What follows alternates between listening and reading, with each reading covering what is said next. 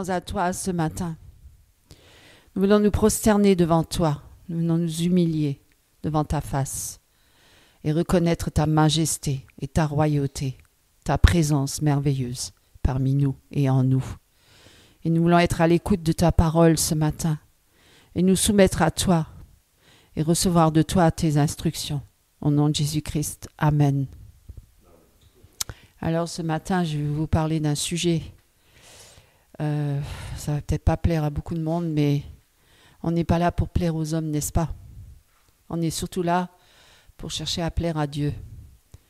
Et Dieu, il pointe sur nos vies pour nous montrer là où ça ne va pas, non pas pour nous juger ou nous condamner, puisque si nous sommes là, c'est justement par grâce, et c'est donc pour nous sauver et nous délivrer, si nous sommes prêts à accepter ce que Dieu nous dit. N'est-ce pas, mes frères et sœurs? Alors, c'est pas toujours plaisant, hein? C'est comme un enfant, quand on corrige un enfant, il n'est pas toujours content au moment-là, hein? Mais c'est pour son salut, hein? C'est pour le salut de son âme. Corrige ton enfant pour le délivrer du shéol. Corrige ton enfant pour le délivrer de sa folie. Donc c'est important. Et les hommes sans Dieu sont dans la folie, mes amis. Parce que c'est Dieu qui nous donne le Saint-Esprit. Sans le Saint-Esprit, nous sommes dans la folie. Nous sommes dans les ténèbres. Nous ne savons pas où nous allons. Nous sommes aveuglés. Nous sommes aveuglés sur nous-mêmes et sur les autres. Et nous avons besoin de Jésus. Nous avons besoin de la lumière pour nous éclairer. Déjà pour nous montrer notre état et montrer ce qui se passe autour de nous. Pour savoir où aller, sur quel chemin. Le chemin, c'est Jésus. Parce que sinon, nous pouvons emprunter des mauvais chemins, des chemins tortueux, des chemins qui nous mènent à la mort et non pas à la vie. Vous le savez, ça. Alors Dieu, il place des sentinelles sur le chemin pour avertir le peuple de Dieu. Est-ce que le peuple de Dieu va écouter? Est-ce qu'il va entendre ce que le sentinelle est en train de dire au peuple de Dieu? Est-ce qu'il va l'écouter? Sous l'Ancienne Alliance, beaucoup de prophètes ont été envoyés par Dieu, les porte-paroles, les messagers. Eh bien, souvent le peuple ne l'écoutait pas. Pourquoi? Parce qu'il avait le cou raide. Le cou raide. Et il préférait suivre ses propres voies que d'écouter sur le Seigneur et suivre les voies de Dieu. Mais Dieu appelle encore aujourd'hui, comme à l'époque. Quand il disait, si mon peuple sur lequel est invoqué mon nom se détourne de ses mauvaises voies et revient à moi pleinement, se repent de ses péchés, son pays, je le guérirai. Oui, il y a des conditions pour être guéri parfois. On peut être guéri instantanément et retourner dans le monde. Certains l'ont fait, vous savez. Il y avait plusieurs personnes qui étaient venues à Jésus, malades, aveugles. Et ils ont voulu être guéris. Tout le monde veut être guéri, hein? Personne ne veut être malade. Mais Jésus a dit oui, sois guéri. Mais combien sont repartis dans le monde et combien sont restés avec Jésus? Un seul est revenu pour remercier le Seigneur. Un seul est revenu. Tous les autres sont partis. Beaucoup sont comme ça. Beaucoup viennent à Jésus pour être délivrés, guéris. Et une fois qu'ils sont guéris, ils retournent dans le monde. Ils retournent dans les ténèbres. C'était en vain que Jésus les a guéris. C'est pour ça, parfois Dieu ne guérit pas tout de suite. Peut-être un problème physique, mais parce qu'il veut guérir aussi l'âme. Il veut que l'homme vienne à Dieu pour qu'il soit délivré dans son âme, de son péché, de sa folie. Parce que Dieu est bon. Parfois, il permet certaines circonstances de nos vies. Parfois, il enlève des choses auxquelles on était vraiment passionnément attachés. C'était ça, notre vie. Et Dieu, il a enlevé cette passion-là. Dieu l'a enlevé justement parce que c'était une perte pour cette personne-là. Parfois, Dieu nous enlève des choses. Non pas pour nous faire du mal, mais pour nous délivrer, pour nous sauver. Parce que cette voie-là, c'est la voie de la perdition. Parce que Dieu veut le salut de nos âmes pour l'éternité. Parce que nous ne sommes que de passage sur cette terre. Qu'est-ce que c'est quelques années sur cette terre par rapport à l'éternité? Pourquoi nous courons tellement après des choses de vanité? Pourquoi nous ne nous attachons pas fermement au cœur de Dieu et à son esprit? Pourquoi nous ne restons pas pleinement attachés à Christ? Pourquoi nous nous détournons si facilement de Dieu? Parce que Dieu nous montre dans Jérémie, prenez avec moi Jérémie, chapitre 17, verset 9. Dieu nous parle, Dieu nous montre qui nous sommes. Et qu'est-ce qu'il dit? Le cœur est tortueux par-dessus tout. Vous avez, mes amis, avec moi, Jérémie, chapitre 17, verset 9. Le cœur est tortueux par-dessus tout. Et il est méchant.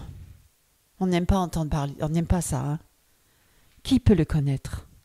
On n'aime pas entendre ces choses-là. Hein? L'homme naturel, il voudrait qu'on lui dise « Oh, tu es bon, tu es gentil. Hein, » on aime bien entendre ça. Tout le monde, j'en entends même qui disent « Oh, mais il est gentil. Oh, cette femme-là, elle est gentille. Oh, cet homme-là, il est gentil. » On aimerait tellement être gentil, hein, mais on ne l'est pas. Dieu nous montre. Dieu nous montre notre état de cœur. Le cœur de l'homme est tortueux par-dessus tout. Et il est méchant. Il est méchant. Qui peut le connaître? Moi, l'Éternel, j'éprouve le cœur et je sonde les reins, pour rendre à chacun selon ses œuvres, selon ses voies, selon le fruit de ses œuvres. Vous voyez, on ne peut pas échapper à Dieu, hein, parce que, voilà, Dieu sonde les cœurs. Il va jusqu'au plus profond de l'âme. Et apparemment, si on entend ce qu'il dit, c'est que par-dessus tout, il est désespérément mauvais, ce cœur-là, et corrompu. Hein, parce que toutes les voies des hommes tendent vers l'égoïsme et le mal, plutôt que vers les voies justes de Dieu. Et je vais vous développer tout ça. Hein, le cœur corrompu de l'homme, ne peut guérir ni changer par lui-même. Il a besoin de Jésus-Christ. Hein, il n'y a qu'un seul moyen par lequel il puisse être sauvé, c'est par Jésus-Christ, pour qu'il change notre cœur mauvais. Parce que Dieu a en horreur le mal. Et quelqu'un qui a un cœur mauvais et tortueux par-dessus tout, il n'est pas en communion avec le Seigneur. Voyez pourquoi on a besoin de Jésus-Christ, du salut en Jésus-Christ. On ne peut pas se sauver soi-même, et même si on fait plein d'œuvres sur la terre, des œuvres humanitaires ou des belles œuvres, ça ne sauvera personne. Parce que le cœur de l'homme est mauvais par-dessus tout. Il est tortueux. Il a besoin d'être changé. Vous voyez? Et qui c'est qui peut le changer? Dieu seul peut le changer. Alors aujourd'hui, ce thème, c'est ça. Le cœur de l'homme et la grâce de Dieu. Le constat de Dieu sur le cœur humain. Hein? C'est le prophète Jérémie, il en parle. Hein? Il est inspiré par l'Esprit de Dieu. C'est un prophète. Et il fait un diagnostic terrible sur la condition humaine. Hein? Le cœur humain est trompeur et corrompu. Ici, le mot tortueux, ça signifie quoi? Hein? La signification tordu, dissimulé, caché. Vous voyez, il y a des hommes qui vivent une vie cachée, double vie. Ils ne sont pas honnêtes. Ils ne vivent pas en vérité avec leur prochain, avec leur épouse ou avec leur femme, leur mari ou avec leurs enfants. Ils vivent une double, une triple vie. Ils ne sont pas vrais. Ils ont une vie dissimulée, cachée, capable de séduire. Vous voyez, séduire, la séduction. Hein? On séduit autour de soi pour tromper les gens. Hein? Et se tromper lui-même, bien sûr. La personne qui séduit, eh bien, elle se trompe elle-même. Hein. Donc, ce qu'on peut dire là-dessus, c'est que finalement, le plus grand ennemi de l'homme, c'est même pas, on va dire même pas le diable, hein, oui, le diable, mais c'est surtout lui-même.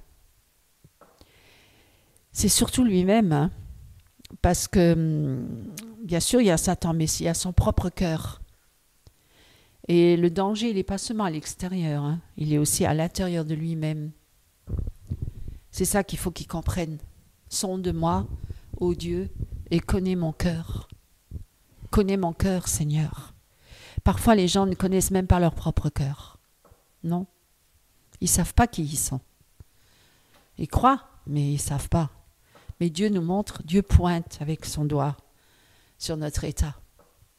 Adam et Ève aussi, déjà les premiers, j'allais dire chrétiens, dans les premiers hommes, hein, que Dieu a créés dans le jardin d'Éden, on peut dire, non, ils n'ont pas été forcés par le serpent. Personne ne peut forcer quelqu'un à pécher. Vous le savez, ça? Hein? Mais à cause de leur cœur, ils ont laissé entrer le désir dans leur cœur, la convoitise.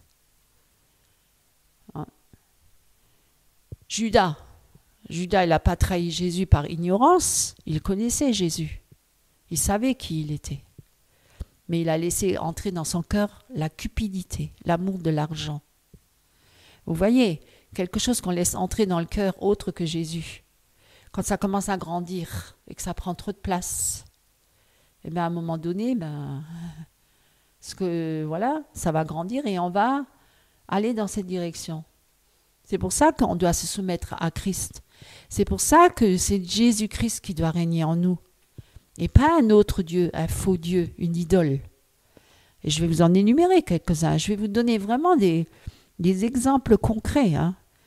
Qu'est-ce qu'on peut dire par rapport à un cœur corrompu? Le mot corrompu, ça signifie quoi?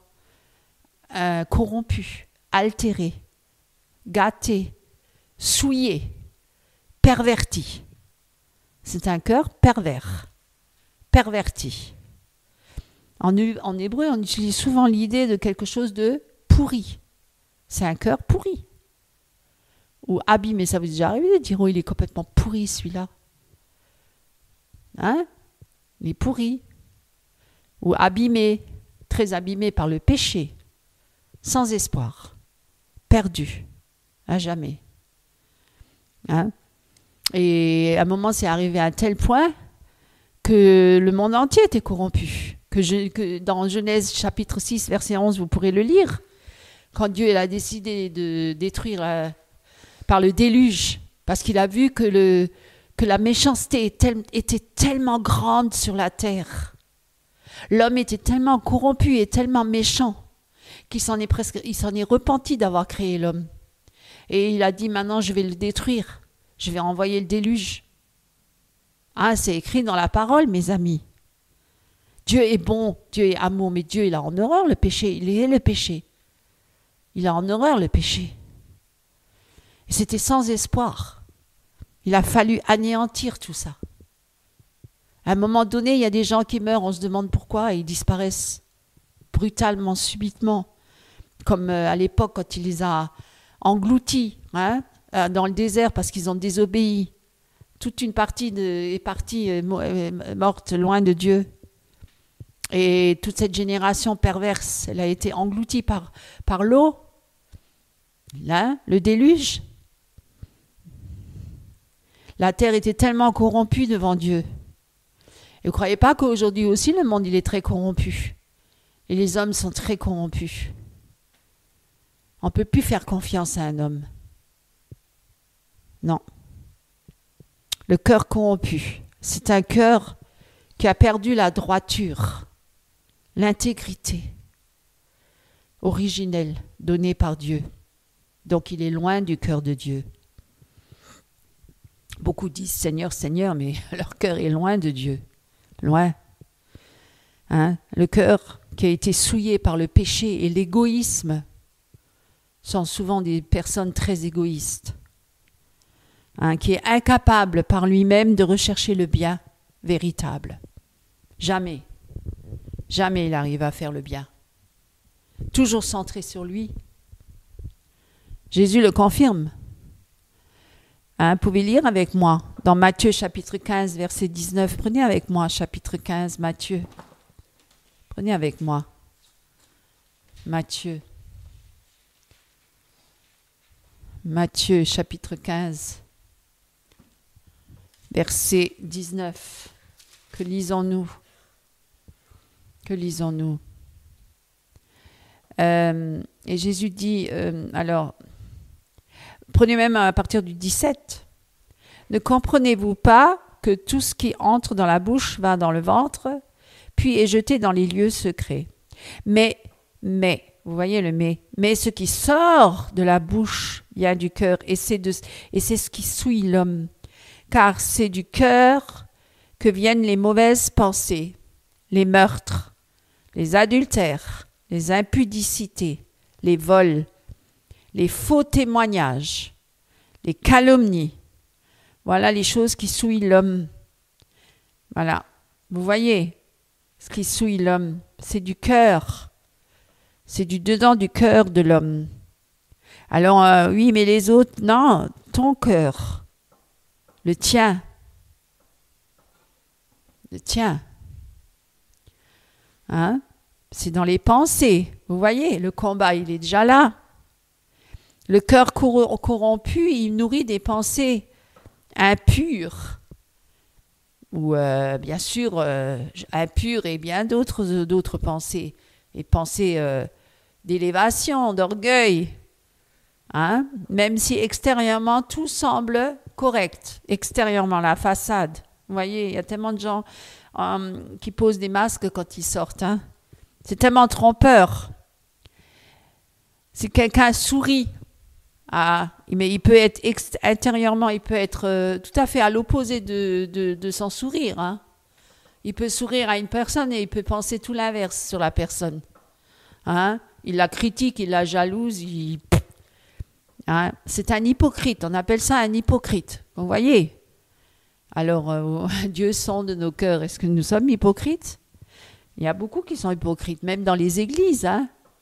Les uns avec les autres, on est hypocrites. Hein? On a des désirs dans le cœur, des convoitises. Regardez, déjà dans le jardin d'Éden, il désire ce qui est interdit, comme Ève qui a convoité le fruit défendu. Combien convoitent ce qui est interdit pour eux? Mais ils le convoitent dans leur cœur. Qu'est-ce qu'il a dit, Dieu? Je ne donnerai ma gloire à personne. Et combien d'hommes recherchent leur propre gloire? Combien veulent être glorifiés? Combien se mettent en image, en vidéo pour se montrer? Regardez-moi. Regardez comment je sais bien jouer. Regardez-moi comment je joue bien du piano. Comment je joue bien du violon, de la guitare. Regardez comment je chante. Regardez-moi, le moi, la créature. Toujours l'homme, la chair, la poussière. On vénère, on glorifie les hommes, on élève les hommes. On n'élève pas Dieu, mais on dit tous croire en Dieu. Mais Dieu sonde les cœurs et connaît les pensées, les intentions du cœur de l'homme. Il connaît l'avidité pour l'argent qui pousse à tricher ou à voler ou à mentir. L'adultère, on convoite la femme de son prochain, ou on convoite alors qu'on est marié, et on ment, on triche avec son épouse ou avec son mari. Hein? Dieu sonde les cœurs. On n'échappera pas à Dieu. Dans les motivations, quelle est ta motivation quand tu entreprends quelque chose? Tu fais apparemment des choses bonnes, mais avec des mauvaises intentions, parce que tu recherches ta propre gloire. Donner à l'Église de l'argent, de la dîme, ou pour être vu, et non pas par amour pour Dieu, pour montrer, regardez-moi, j'ai donné. Dans les choix que tu fais, hein, plutôt choisir le plaisir immédiat. Je veux mon plaisir, je veux me faire du bien, ça me fait plaisir, pourquoi je devrais m'en priver? Plutôt que l'obéissance à Dieu. Mes frustrations, je suis frustrée. Il faut que il faut que je me fasse plaisir. Ah oui. Le jour où tu seras persécuté, que tu seras mis en prison ou torturé à cause de Jésus, tu tiendras le coup? Si tu cherches déjà aujourd'hui ton plaisir pour ta chair, je ne pense pas que tu tiendras le coup. Non, je ne crois pas. Parce qu'il faut mourir à soi. Hein? Ésaü, c'est un exemple dans la Bible. Il a vendu son droit d'aînesse pour un plat de lentilles, vous le savez ça? Vous pouvez lire, hein? Je ne vais pas tout vous lire parce que ça va être trop long. Dans Genèse 25, verset 34, si, prenez avec moi Genèse 25, verset 34. Genèse 25, verset 34. Lisez avec moi. Verset 34.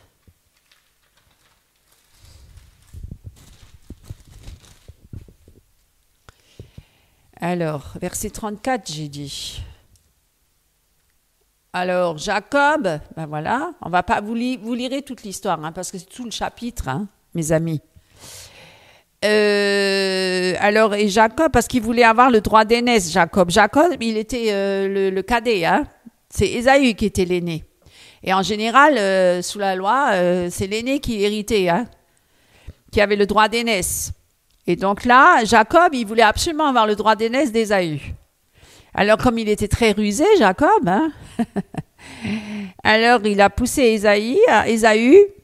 Voici, je m'en vais mourir, à quoi me sert ce droit d'aînesse? Et Jacob lui dit, jure-le moi d'abord, et il le lui jura, et il vendit son droit d'aînesse à Jacob.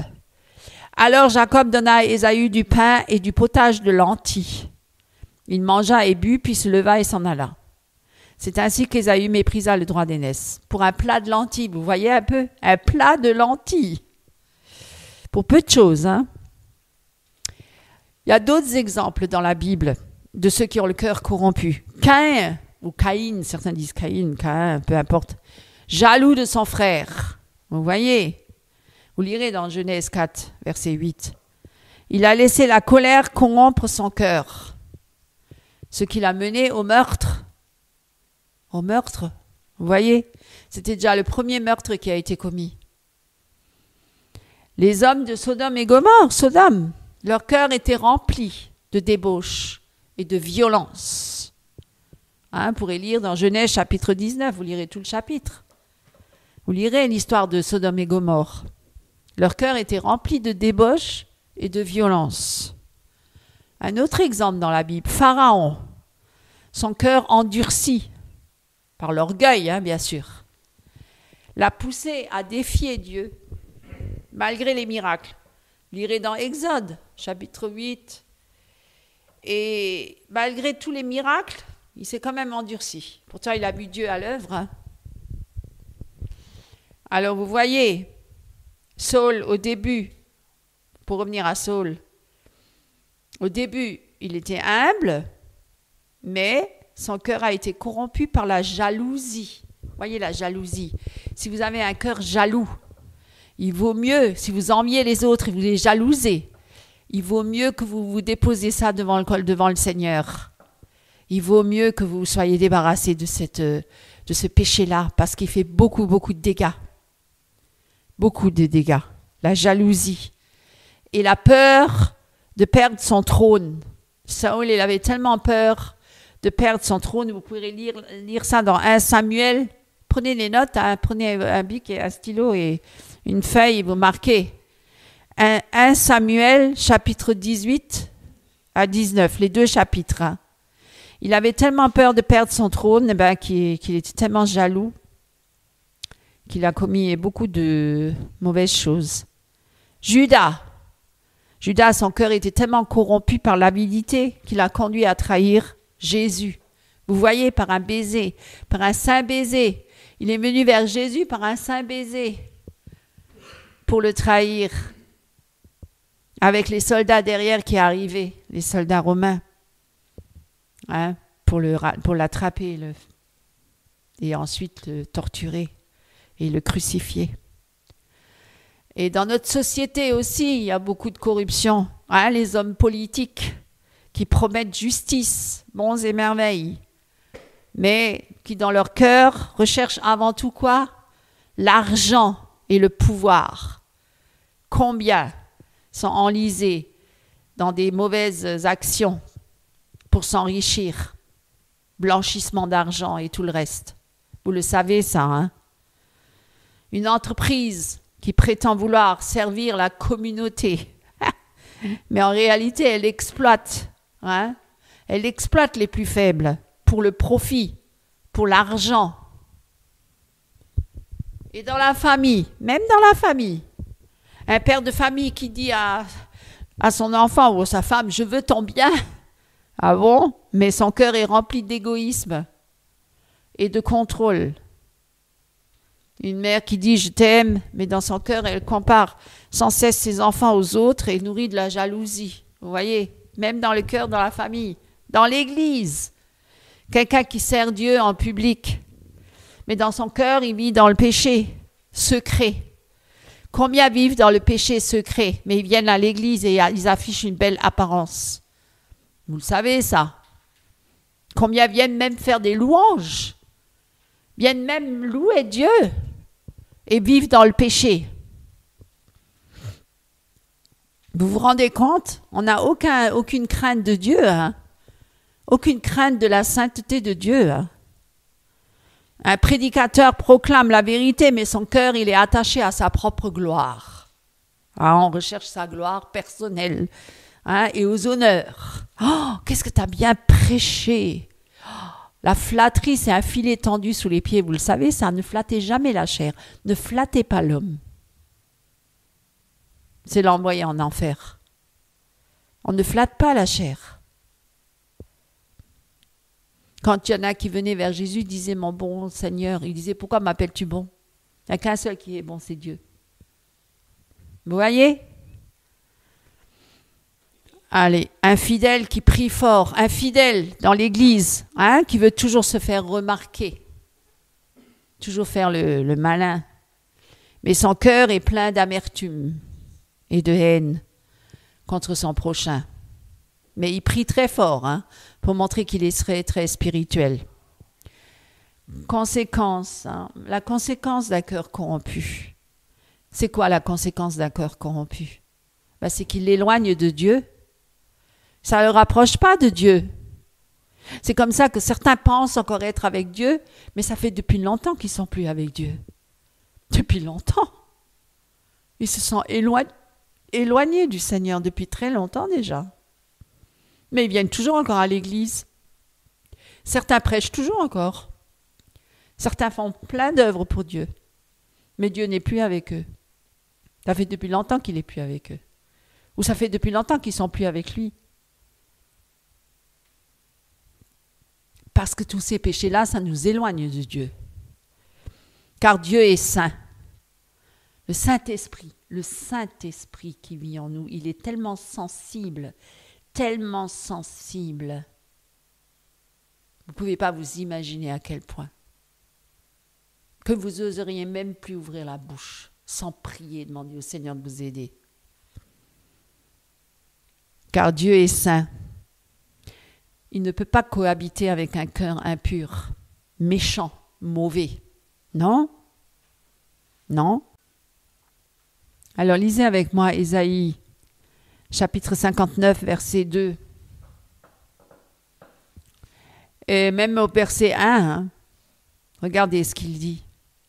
Non, la main de l'Éternel n'est pas trop courte pour sauver, ni son oreille trop dure pour entendre.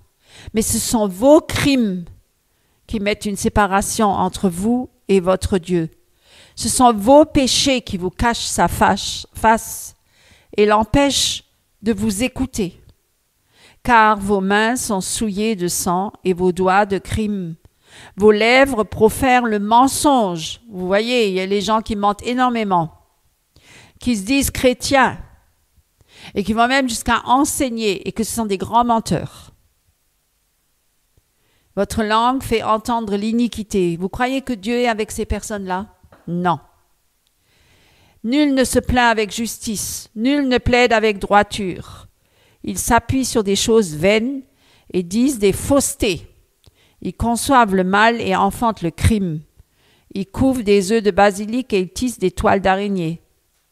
Celui qui mange de leurs œufs meurt, et si l'on en brise un, il sort une vipère. Leurs toiles ne servent point à faire un vêtement et ne peuvent se couvrir de leur ouvrage. Leurs œuvres sont des œuvres d'iniquité et les actes de violence sont dans leurs mains. On peut continuer encore. Leurs pieds courent au mal, ils ont hâte de répandre, mais les pensées sont des pensées d'iniquité. Hein? Le ravage et la ruine sont sur leur route. Ils ne connaissent pas le chemin de la paix. Et vous pouvez continuer, vous le lirez chez vous, mais vous voyez qu'il n'y a pas la paix dans cette maison-là. Il n'y a pas la paix avec ces gens-là. Ce sont des grands nerveux, toujours stressés, toujours frustrés. Jamais satisfait. Et oui, hein, il détruit les relations humaines, les conséquences du cœur corrompu. Vous le savez, ça? Ça détruit les relations humaines. On perd confiance en une personne comme ça. Parce qu'on ne peut pas s'y fier. On ne peut pas lui faire confiance. Car un cœur rempli d'orgueil et de jalousie détruit la paix. Il n'y a pas la paix dans cette maison-là. Il n'y a pas la paix dans ces familles-là. Dans cette œuvre-là. Il n'y a pas la paix. Il conduit à la ruine. Hein? Proverbe 14, verset 12. Vous lirez chez vous. Telle voie paraît droite à un homme, mais son issue, c'est la voie de la mort. Vous voyez? L'exemple du roi Saul, qui a fini rejeté à cause de son cœur corrompu. Il y a aussi cette incapacité, avec le cœur corrompu, il y a aussi cette incapacité de l'homme à se connaître lui-même. Dieu pose une question rhétorique. Qui peut le connaître? C'est Dieu même qui pose la question, hein, dans Jérémie, ce qu'on avait dit. Le cœur de l'homme est mauvais et tortueux par-dessus tout. Qui peut le connaître? Qui peut le connaître? Cela veut dire que l'homme ne connaît pas réellement son propre cœur. L'homme ne connaît pas réellement son propre cœur. C'est pour ça, ce matin, on a chanté le chant « Sonde de moi, ô Dieu, et connais mon cœur. Regarde si je suis sur une mauvaise voie. » Oui, nous avons besoin du Seigneur. Nous avons besoin de sa lumière. Nous avons besoin de son esprit pour savoir si nous sommes réellement dans ses voies. Et que notre cœur est vraiment entièrement soumis à lui. On croit souvent être sincère, alors que notre cœur cache des motivations impures et mauvaises. Des projets, des plans qui ne sont pas du tout dans les projets de Dieu. Mais on veut imposer ces projets-là à son prochain et à Dieu. On veut absolument faire passer sa volonté. Ce que ce cœur mauvais a en projet pour lui-même, pour sa propre personne, pour son égoïsme, pour son propre orgueil. Ce n'est pas les bonnes motivations. Jésus disait à Jésus, hein, qu'est-ce qu'il disait? Pierre, il disait à Jésus, qu'est-ce qu'il disait à Jésus, Pierre? Pierre, il disait, il voulait se montrer très attachant à Jésus, hein, et pourtant, Jésus lui a montré son état de cœur. Il lui dit quoi? Dans Marc 14, verset 29, vous pouvez lire avec moi si vous voulez, sinon je vous le dis comme ça. Mais Marc 14, verset 29. Verset 29. Lisez avec moi. Verset 29. Pierre lui dit, ah oui, alors Jésus, il annonce, il va annoncer le reniement de Pierre. Hein. Vous serez tous scandalisés, car il est écrit, je frapperai le berger et les brebis seront dispersées. Mais après que je serai ressuscité, je vous précéderai en Galilée. Alors Pierre, il s'exclame, hein, il lui dit, quand tous seront scandalisés, je ne serai pas scandalisé. Waouh, oula, Pierre. Hein. Et Jésus lui dit, je te le dis en vérité, toi, aujourd'hui, cette nuit même, avant que le coq chante 2 fois, tu me renieras 3 fois. Moi, jamais, Seigneur. Ah bon? Mais Pierre reprit plus fortement, quand il me faudrait mourir avec toi, je ne te renierai pas. Et tous dirent la même chose. Et vous voyez, et pourtant il l'a renié. Et combien sont comme ça? Voilà notre cœur tortueux. Oh, jamais je te tromperai, jamais, jamais, je ne mentirai pas. Allez, vous voyez, Dieu connaît notre cœur. Jésus a pointé du doigt. Pierre voulait être bien là. Ah Jésus, moi je t'aime, moi jamais je te renierai. Et Jésus a dit, oh Pierre, 3 fois tu vas me renier. Ne sommes-nous pas aussi parfois des traîtres comme ça, avec notre prochain, avec notre épouse, avec notre mari, avec nos enfants? Nous sommes des traîtres, hein? Trahissons beaucoup, en pensée, en acte. Dans l'Église, hein? Avec les chrétiens. Vivons-nous toujours en vérité? Vous voyez, Pierre a renié Jésus. Qui l'aurait cru, hein? Son cœur l'avait trompé. Un autre exemple. Une personne qui veut dire je te donne mon offrande par amour pour Dieu. Mais dans son cœur, elle veut avant tout être vue et admirée. Hein, quelqu'un qui prie avec ferveur, ça vous est déjà arrivé d'entendre dans une grande assemblée, il y en a qui prient avec ferveur et ils élèvent la voix très fort. Hein, mais en réalité, ils cherchent à impressionner le public. Ils cherchent à impressionner les autres. Ou la musique, on veut impressionner. On veut montrer ce qu'on sait faire. Seul Dieu sonde les cœurs. Le verset suivant, il dit bien, « Moi, l'Éternel, je sonde le cœur. » Dans Jérémie, hein, verset 17, chapitre 17, verset 10. « Moi, l'Éternel, j'éprouve le cœur, je sonde les reins, pour rendre à chacun selon ses voies. » Cela nous montre que Dieu seul connaît le vrai état de notre cœur et rien n'est caché devant lui. On peut se cacher devant les hommes, on peut afficher une belle apparence, on peut dire des belles paroles, mais Dieu sonde le cœur et voit jusqu'au plus profond de l'âme de l'être humain, jusqu'à la jointure de la moelle, et il voit les intentions et les pensées, les motivations réelles de ce cœur. Hébreux chapitre 4, verset 13, lisez avec moi. Chapitre 4, verset 13. Lisez avec moi. 4, verset 13. Que lisons-nous? On peut même lire à partir du 12. « Car la parole de Dieu est vivante et efficace, plus tranchante qu'une épée quelconque à deux tranchants, pénétrante jusqu'à partager âme et esprit, jointure et moelle. Elle juge les sentiments et les pensées du cœur. Nulle créature n'est cachée devant lui, mais tout est à nu et à découvert aux yeux de celui à qui nous devons rendre compte. » Ah! Nous devons rendre compte, mes amis. Je crois qu'il y en a qui pensent que être chrétien, c'est un jeu. C'est un jeu. On joue avec sa vie, on joue avec la vie des autres, on joue avec Dieu. Mais ce n'est pas un jeu. Il y va de notre vie, de le salut de nos âmes. Hein? Nous devons rendre compte de ce que nous faisons ici-bas. Mes amis, nous devons rendre compte. Vous voyez, Dieu nous connaît. Il montre l'état de nos cœurs. Hein? Quand Samuel voulait oindre le successeur de Saül, c'était qui? David. Et mais Dieu, il dit quoi? Il regardait l'apparence des fils d'Isaïe. Mais Dieu dit, l'homme regarde, parce qu'eux, ils pensaient qu'ils allaient être choisis, hein, puisqu'ils étaient de nombreux frères. Mais Dieu, il a dit, non, c'est pas cela. Ils étaient grands, robustes, beaux. Et... Non, il y en a un autre, mais il est où? Ah, il est dans les champs, il garde les moutons. C'est David, le petit David. Ben, c'est lui. C'est lui que je choisis pour moindre.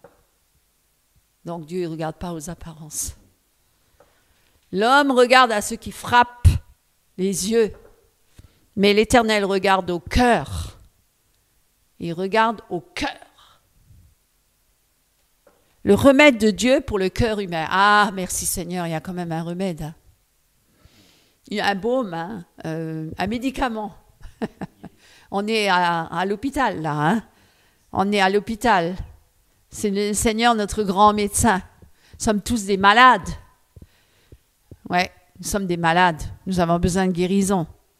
Le remède au cœur corrompu, puisque notre cœur est tellement trompeur et corrompu, il a besoin d'être transformé.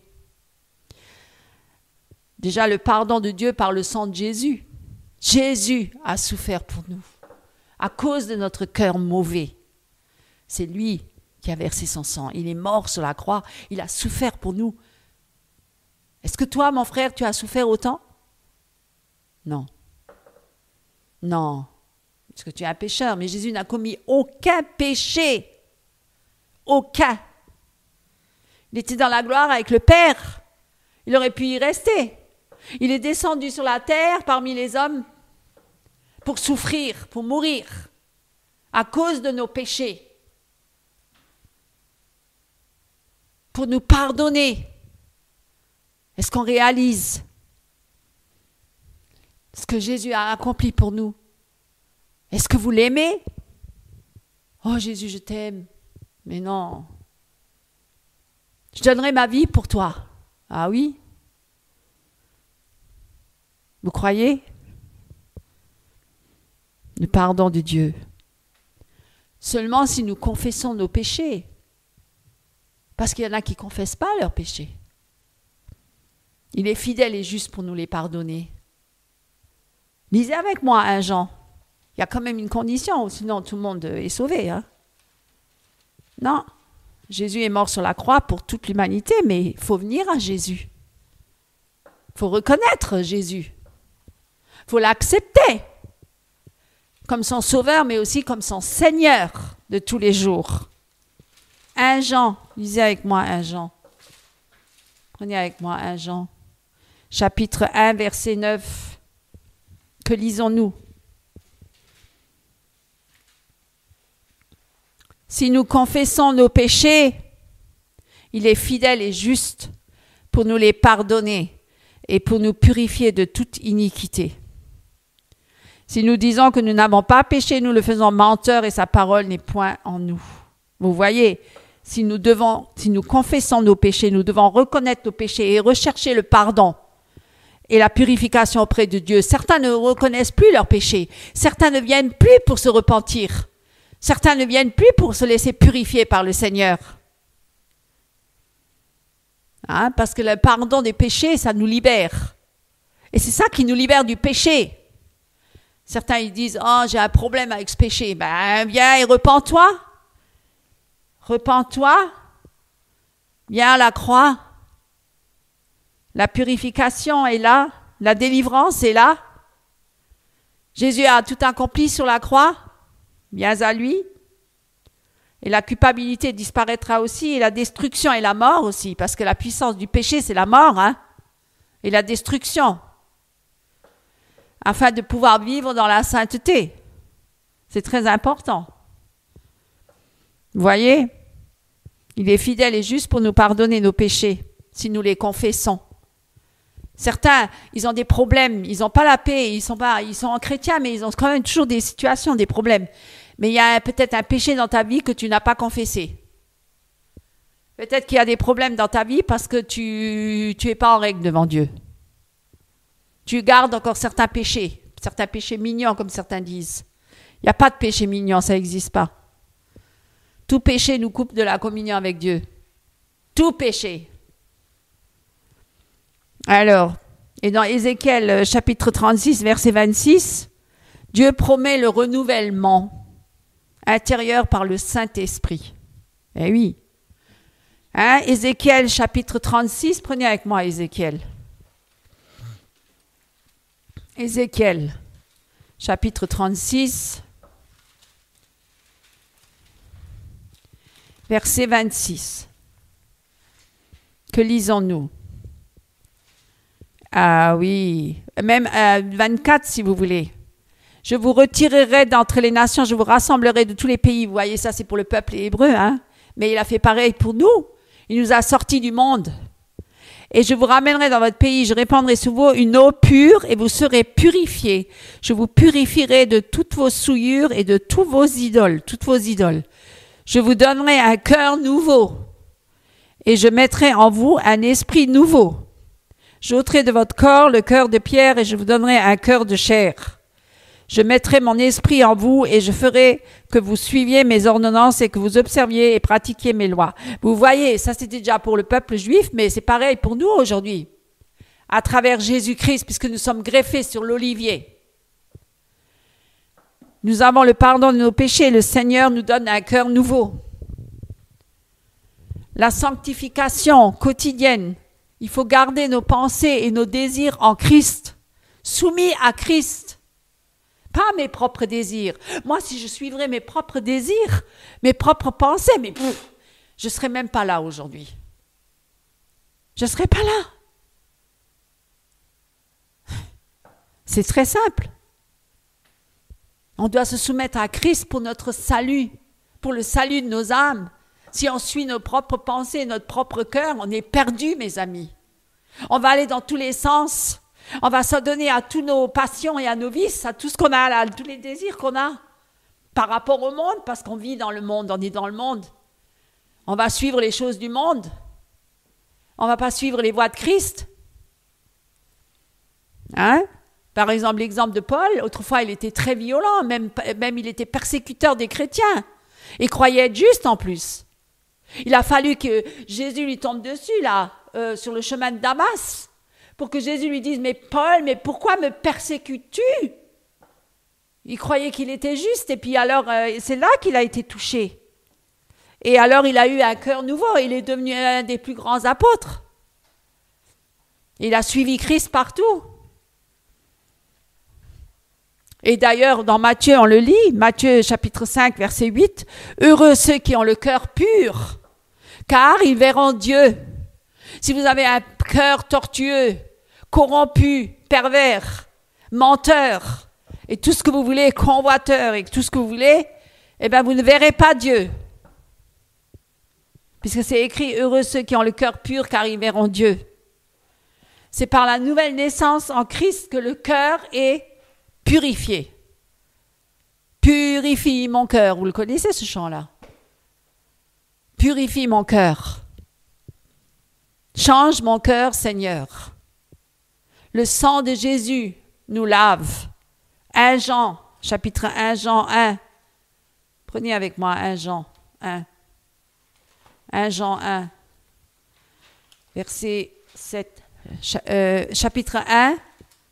1 Jean, chapitre 1, verset 7. Qu'est-ce qu'il dit? Eh bien oui. Mais si nous marchons, alors si nous disons que nous sommes en communion avec lui, et que le verset 6, je lis le verset 6 avant, toujours pour mieux comprendre, mais si nous disons que nous sommes en communion avec lui et que nous marchions dans les ténèbres, c'est-à-dire si on ment, si on convoite, si on est dans les péchés d'alcool, de sexe, de tout ce que vous voulez, eh bien, nous mentons et nous ne pratiquons pas la vérité.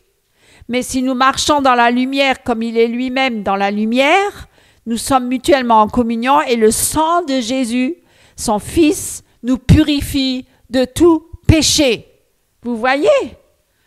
Le sang de Jésus-Christ nous purifie de tout péché. Alors, il y en a qui disent que le sang, il n'y a rien avec le sang. Ben si, le sang. C'est le sang de Jésus qui nous purifie de tout péché. Alors, vous voyez, c'est par la nouvelle naissance, par le sang de Jésus. Le Saint-Esprit écrit la loi de Dieu dans nos cœurs. Hein? Voilà. Donc, Jésus change nos cœurs, nos vies, en instruments de justice et de vérité. Vous connaissez l'histoire de Zachée. Zachée. Hein, le petit Zachée qui a grimpé sur l'arbre pour voir Jésus. Il lui a dit, Zachée, descends de ton arbre. Aujourd'hui même, je viens chez toi dans ta maison. Tout de suite, le Saint-Esprit l'a touché. Qu'est-ce qu'il a dit? Je vends tout, je redistribue tout l'argent que j'ai volé à tout le monde, je donne tout, voilà. Ah, Zachée, il a été transformé. Collecteur d'impôts cupide, qui aimait l'argent, a vu Jésus et son cœur a été transformé en un cœur généreux. Vous voyez? Si notre cœur est tortueux, nous devons demander à Dieu de sonder nos cœurs. Comme David qui priait, David aussi, commis l'adultère. Il croyait aussi qu'il était juste. Il a fallu que Nathan, le prophète, vienne pour lui dire ça. Il lui a dit quoi? Il lui a donné un exemple, une parabole. Il lui a dit, oui, celui-là, il avait qu'une brebis. Et l'autre, il était très riche, il avait de nombreuses brebis. Non, mais il lui a volé cette brebis-là. Il lui a tué. Oh, mais il mérite la mort, celui-là. Mais c'est toi, David. C'est toi qui as commis ce péché-là. Il était aveugle sur lui-même, avec le péché de Bathsheba. Il a envoyé son mari sur le champ de bataille pour le tuer. Meurtrier en plus. Adultère, meurtrier, vous voyez tous les péchés? Son cœur tortueux. Qui c'est qui l'a obligé à aller sur le balcon pour convoiter? Personne. Nous devons demander à Dieu de sonder nos cœurs, comme David, qui priait ensuite. Oui, il a prié après. Bien sûr qu'il s'est repenti. Sonde-moi, ô Dieu, et connais mon cœur. On l'a chanté. Éprouve-moi et connais mes pensées.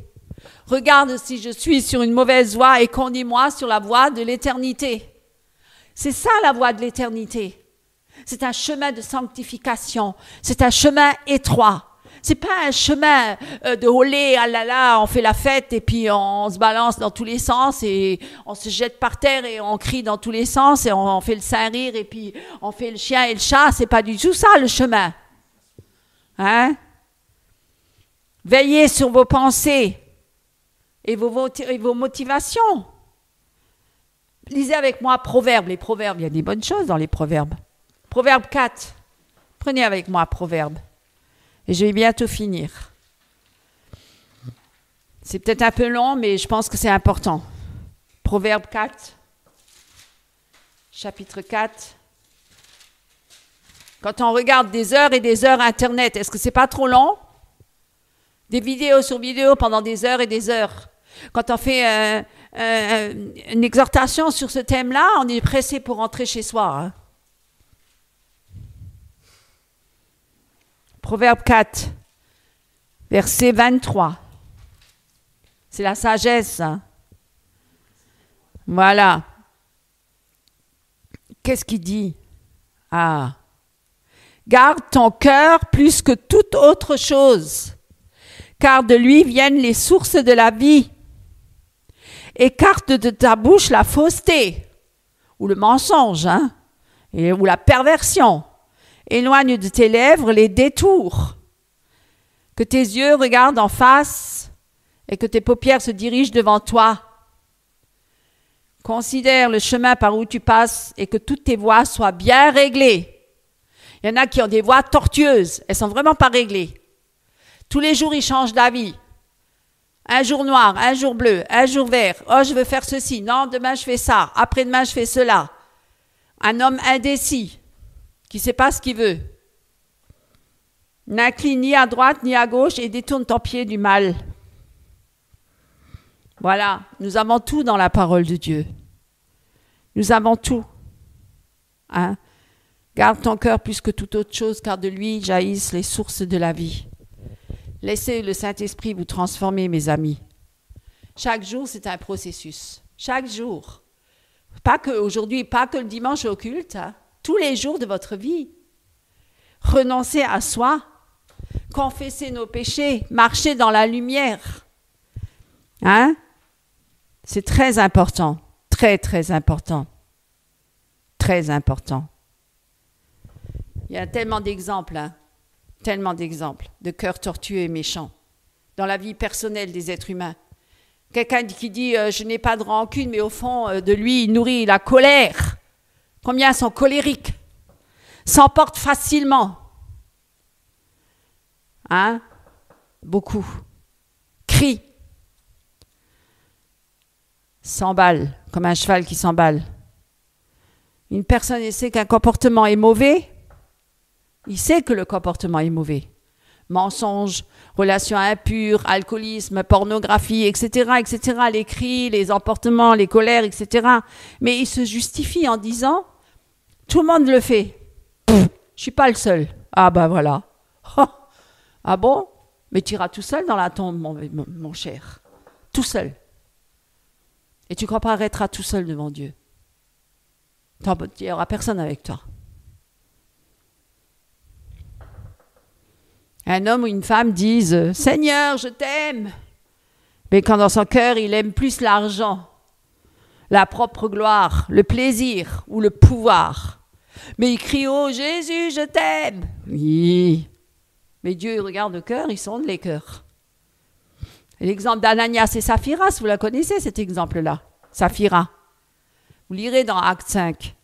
Ils voulaient paraître spirituels devant les autres, devant les apôtres.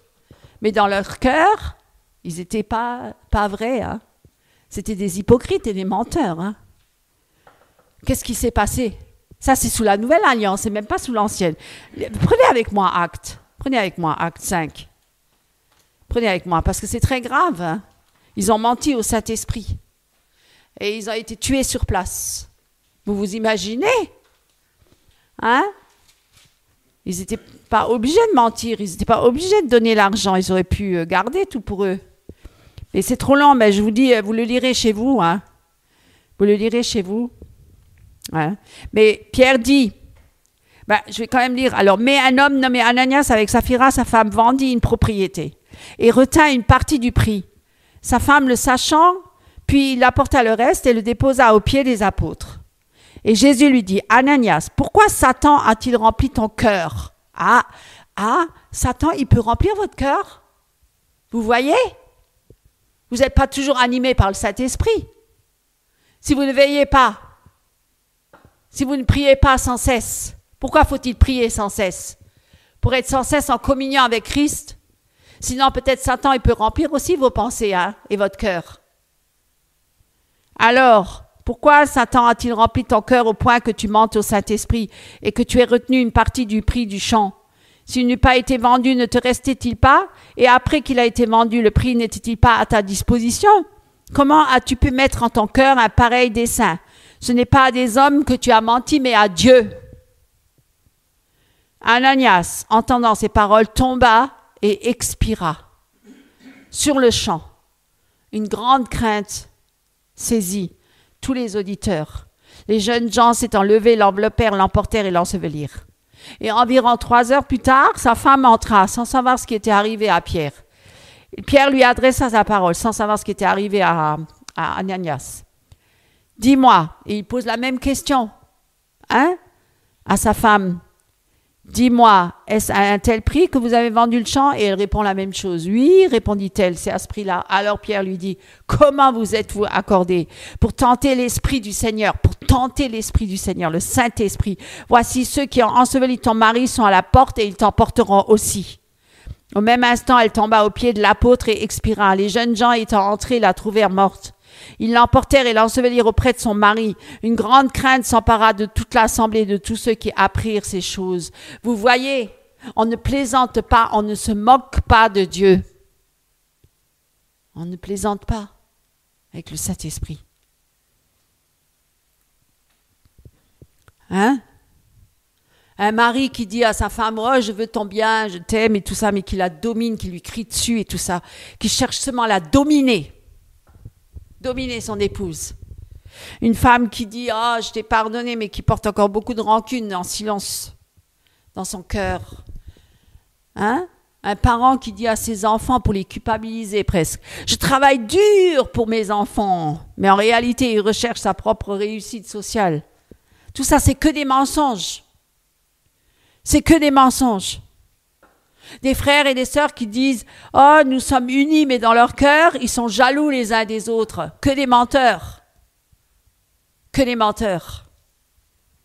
Joseph et ses frères, vous connaissez l'histoire. Ils ont vendu leurs frères, c'était leurs frères. Vous lirez Genèse 37. Leur cœur était rempli de jalousie. Alors qu'ils étaient de la même famille. Vous voyez, Dieu sonde les cœurs. Tu peux venir dans une famille et soi-disant tout le monde est gentil et bien avec toi, mais il y en a plein qui sont jaloux, qui t'aiment pas, qui t'envient ou qui sont méchants, etc. Mais Dieu sonde les cœurs. Hein? Et c'est partout pareil, dans la vie sociale, professionnelle. Un collègue qui sourit avec toi, qui te sourit, qui te félicite, alors qu'au fond de son cœur, il est jaloux et qui complote même contre toi pour prendre ta place. Ou bien toi, tu jalouses et tu veux prendre la place de l'autre. Un patron qui vient voir ses ouvriers, ses employés et qui dit « Oh, mais je pense à vous, à votre intérêt. » Pas du tout. En réalité, il pense qu'à son propre profit, à se remplir bien les poches et à exploiter son personnel. Vous le savez, ça. Mais ils viennent avec le sourire.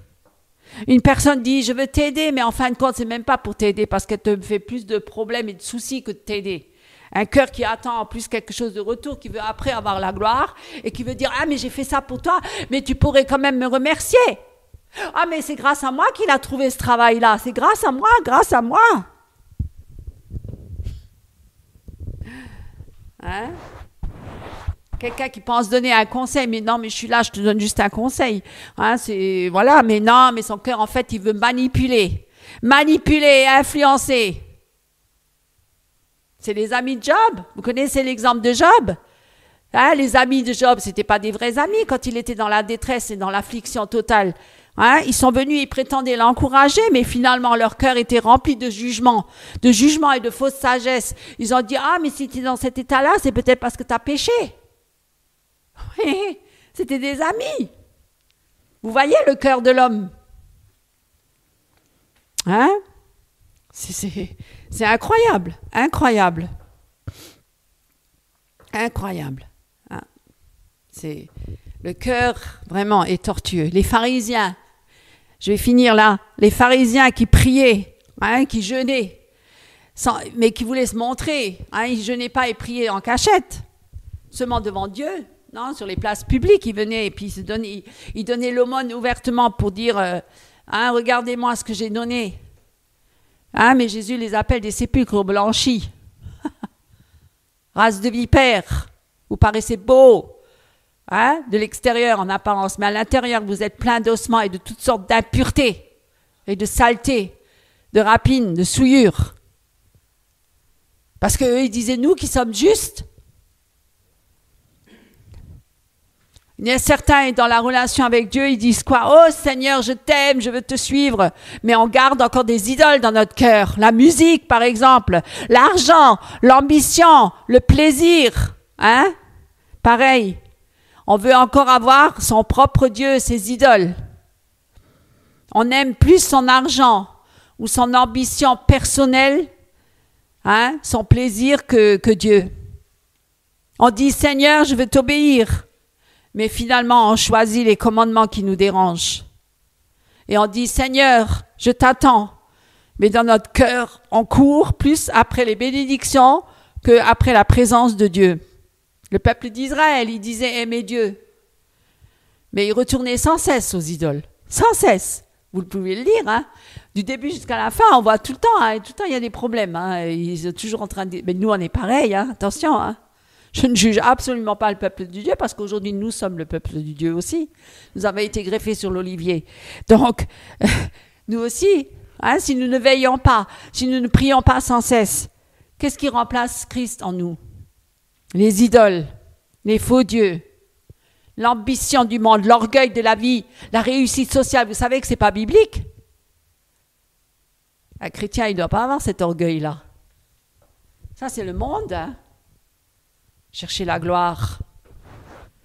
Et alors, en conclusion, ce que je peux vous dire, c'est que le cœur tortueux, il se manifeste toujours par l'hypocrisie. Il est faux. La manipulation, il manipule souvent les autres. La dissimulation, il cache beaucoup de choses. Il a une double vie, une vie cachée. Il ne vit pas en vérité avec sa femme, avec ses enfants, avec ses voisins. La jalousie, il a beaucoup de jalousie dans le cœur, beaucoup d'orgueil et énormément d'égoïsme. Voilà, vous avez le portrait là du cœur tortueux. Est-ce que vous vous reconnaissez là? Je pense que certains se reconnaissent. Hein. Ces exemples montrent que le problème du cœur est universel. Il touche la famille, il touche le travail, la société, l'Église et notre marche avec Dieu. Le cœur tortueux, le cœur de l'homme est tortueux, mais Dieu, bien sûr, et merci Seigneur, Dieu est plus grand que notre cœur. Hein. Le cœur corrompu, hein, il est trompeur, malade, souillé, incapable de chercher Dieu. Il se manifeste dans les pensées, les désirs. On a toujours des désirs autres que Dieu. Les motivations, les choix. Mais Dieu dans son amour, heureusement que Dieu est là. Heureusement que Jésus est venu nous sauver. Hein. Ne laisse pas l'homme dans sa corruption. Par Jésus, il offre un cœur purifié et transformé, capable d'aimer et d'aimer les autres aussi. Alors maintenant, je vous invite à faire une prière, mes amis. Je vous invite vraiment à faire une prière. Ô Dieu, crée en moi un cœur pur. Ô Dieu, renouvelle en moi un esprit bien disposé. Psaume 51, verset 12. Merci Seigneur parce que tu ne nous laisses pas dans cet état de tromperie. Par Jésus-Christ, il peut nous transformer ce cœur en y déposant la vérité, son amour et son esprit. Il nous transforme pour nous donner un cœur nouveau. Alors ce que je vous demande en dernier, comme exhortation finale, parce que c'est une exhortation. Demandant à Jésus chaque jour, au Seigneur de sonder nos cœurs tous les jours, hein, de purifier nos motivations. Quelle est ta motivation, mon frère, ma sœur? Pourquoi veux-tu entreprendre cela? Pourquoi ce projet-là? Est-ce que Dieu il est dans cette affaire?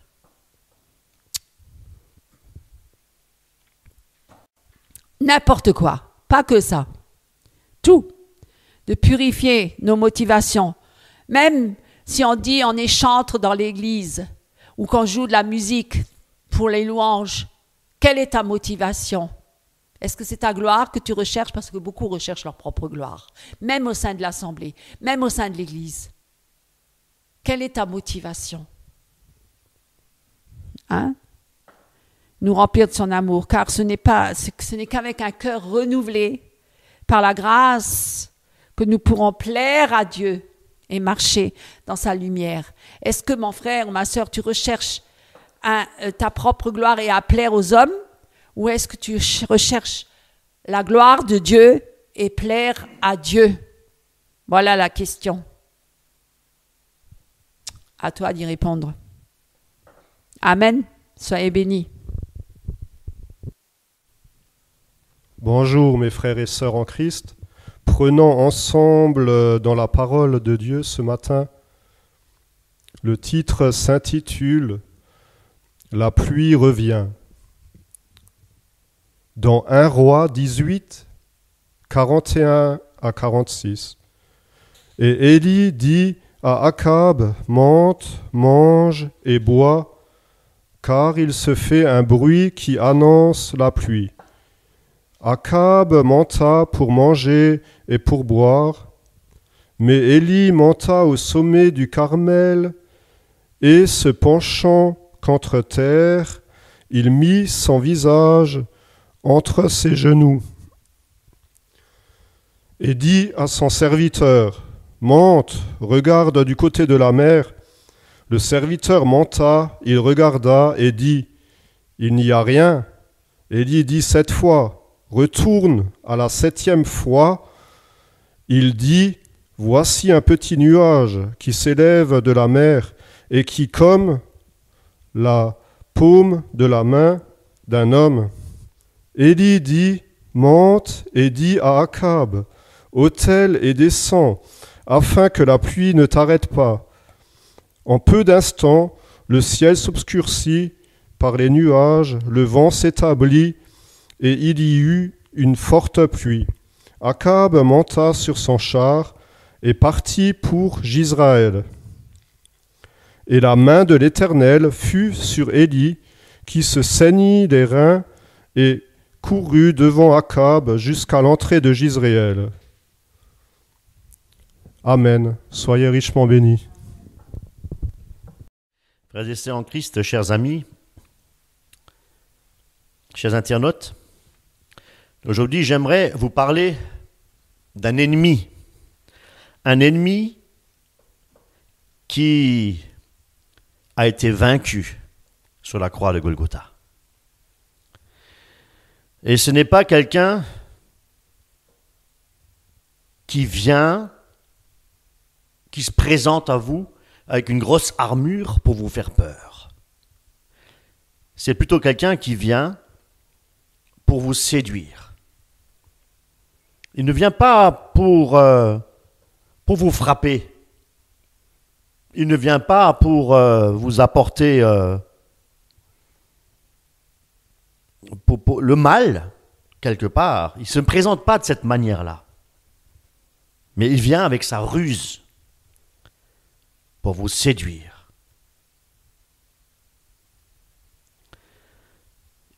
Il peut agir dans le silence pour que même nous ne remarquons pas qu'il est déjà en train d'agir. Parce qu'il commence, il se présente en premier lieu dans nos pensées, dans les pensées de l'homme, dans le cœur de l'homme. Et comme mon épouse soulignait ce matin, que le cœur de l'homme est tortueux par-dessus tout. Et pourquoi ? parce qu'il n'y a rien de bon dans le cœur de l'homme. Et c'est pourquoi nous devons revêtir l'armure de Dieu et être des combattants, être des hommes éveillés. Car la parole de Dieu nous demande de veiller et de prier. Et si nous ne veillons pas, eh bien Satan a le droit et le privilège de venir perturber nos pensées pour nous souiller et pour nous faire chuter, nous attaquer. Et cet ennemi qui est Satan, qui est l'adversaire de nos âmes, nous devons savoir qu'il ne nous attaque pas directement. Il vient d'une manière subtile, sournoise, exactement. Il vient attaquer dans la discrétion même, par des petites attaques, justement, qui se glissent dans notre cœur, dans nos pensées et dans nos choix. Car le Seigneur nous a créés libres, où nous obéissons à Dieu, ou nous désobéissons à Dieu. Et si nous désobéissons à Dieu, nous obéissons à l'ennemi de nos âmes. Car nous n'avons pas à lutter contre la chair et le sang, nous dit la parole, mais contre les dominations, contre les autorités, contre le prince de ce monde, des ténèbres, contre les esprits méchants. Et ils sont où ces esprits méchants? Dans les lieux célestes. Donc c'est une guerre invisible, mes amis. Et c'est pourquoi nous devons veiller. Parce que nous ne voyons pas avec les yeux de la chair. Ce sont des choses invisibles. Vous savez, Satan ne vient pas toujours en rugissant comme un lion. Il vient, parfois, il se déguise, il prend l'apparence, il fait même croire qu'il est un ange de lumière. Attention, les visions, attention aux visions, mes amis. Nous devons avoir du discernement. Il parle doucement, on entend dans notre cœur, on a même des fois l'impression que c'est Dieu, que c'est un ami. Alors, il murmure des doutes dans le cœur aussi. Il fait naître des peurs dans notre esprit. Il fait naître des envies qui ne sont pas bonnes. Et son objectif, c'est de créer des divisions entre nous et les autres. Et regardez, au sein de l'Église, depuis l'Église primitive jusqu'à nos jours, regardez les guerres de religion, les divisions au sein des églises. Et ce n'est pas étonnant, nous dit la parole de Dieu dans 2 Corinthiens. Le diable se déguise comme un ange, il se déguise en ange de lumière pour séduire. Il sait bien que s'il pouvait nous détruire d'un seul coup, il le ferait sans hésiter. Mais il ne le peut pas. Pourquoi ?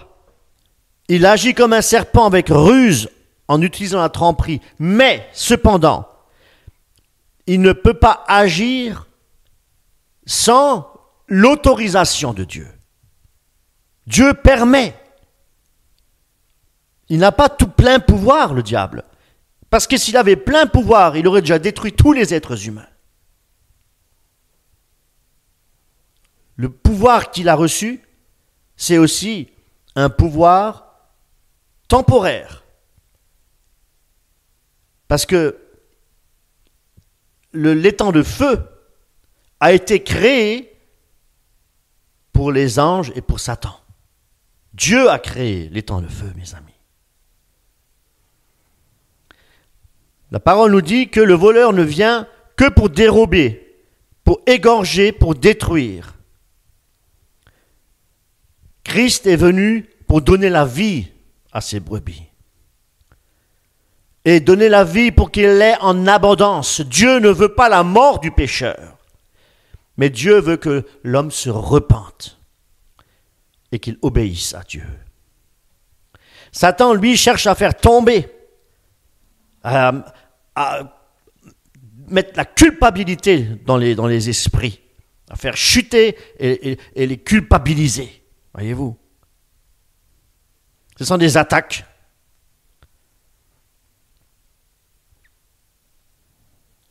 Par exemple, il peut semer en nous des pensées négatives. Du genre, est-ce que Dieu m'aime encore? Je ne sens plus la présence de Dieu. Est-ce que Dieu m'aime? Est-ce que Dieu s'est retiré de moi? Puis, pourquoi prier, continuer à prier si les choses ne s'arrangent pas, si les choses ne changent pas? Ça fait si longtemps que je prie pour la conversion de telle personne, il ne se passe rien. Ou encore, je ne suis pas assez bon pour être pardonné. Je suis un gros pécheur. Mais ces idées, mes amis, même si elles paraissent petites, elles s'infiltrent doucement dans notre esprit et ça finit même par nous éloigner de Dieu. Voyez-vous. Et c'est pourquoi, comme je le disais tout à l'heure, le Seigneur nous a demandé de veiller, de prier, pour que nous ne tombions pas dans la tentation.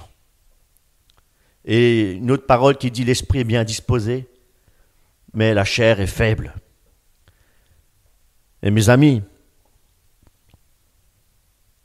le diable agit aussi en jouant sur nos émotions. Il joue sur la colère, la peur, la crainte, la jalousie, la tristesse. Il sait que quand nous sommes faibles, quand nous sommes fatigués, quand nous sommes stressés, eh bien nous sommes beaucoup plus vulnérables. Et c'est là qu'il attaque. Alors, il peut nous pousser effectivement à nous isoler, à perdre confiance en nous, en Dieu.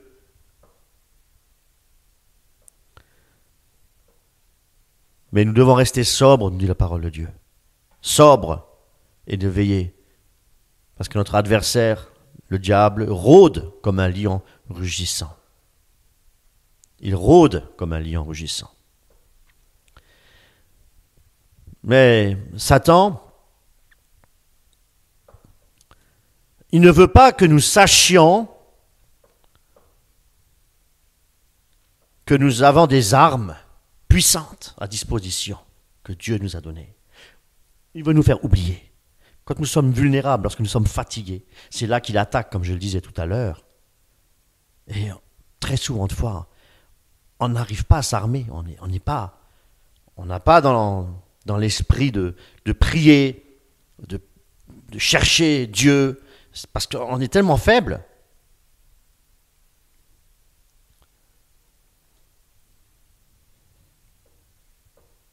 Mais pourtant, nous avons une armure. Et Dieu nous demande de l'utiliser tous les jours. Lorsque nous nous levons le matin, nous devons tout de suite prendre l'armure. Sinon, la journée va s'annoncer une défaite. Dès le réveil, merci Seigneur. Merci Seigneur notre Dieu pour ta grâce. Tu permets encore aujourd'hui que j'ai les yeux ouverts. Et je veux pleinement aujourd'hui vivre ta présence. Et Seigneur notre Dieu, donne-moi les armes. Est-ce que nous le faisons tous les matins? Moi non. Il m'arrive des fois de ne pas le faire. Parce que je suis tellement préoccupé par les choses du travail. Alors je pars à bourre, hein? On se dépêche, on part. Et puis ensuite les tentations elles arrivent. Et puis on peut chuter, on s'énerve, il y a des choses qui ne vont pas, comment, hein? Et puis voilà, il m'est déjà arrivé plusieurs fois de ne pas, même pas avoir la force de prier. De ne même pas avoir la force de prier. Parce que j'étais tellement découragé sur certains points, certaines choses. Et pourtant, nous avons l'armure de Dieu. Voilà ce qui se passe lorsque nous ne prenons pas l'armure de Dieu le matin. Nous passons une journée horrible. Une journée où on se dit, mais Dieu, est-ce qu'il est vraiment là? Faute à qui? Faute à Dieu? Non. Dieu nous donne les armes, mais si nous ne les utilisons pas, eh bien, Satan, il a le pouvoir. Et que Dieu lui laisse. Parce que nous sommes éprouvés quand même. Nous sommes éprouvés. L'armure de Dieu, telle que la foi, la vérité, la justice de Dieu, la paix, l'écriture, la parole de Dieu et les prières. C'est ça, c'est ces choses-là qui nous donnent la force de résister quand le diable essaie de nous déstabiliser. C'est pourquoi nous devons nous nourrir de la parole de Dieu au quotidien. Et Paul de dire de prendre toutes les armes de Dieu. Non pas quelques-unes, toutes les armes de Dieu. Pourquoi? Pour résister dans les mauvais jours et pour tenir ferme après avoir tout surmonté. Oui, c'est une guerre invisible, mes amis. Chaque jour, nous devons être vigilants comme un soldat en mission. Nous sommes des missionnaires. Nous n'avons pas besoin d'être évangélistes, pasteurs, docteurs, que sais-je. Nous sommes tous, à partir du moment où nous sommes enfants de Dieu, nous sommes tous des missionnaires. Nous devons tous apporter l'évangile, être des témoignages, être des modèles autour de nous.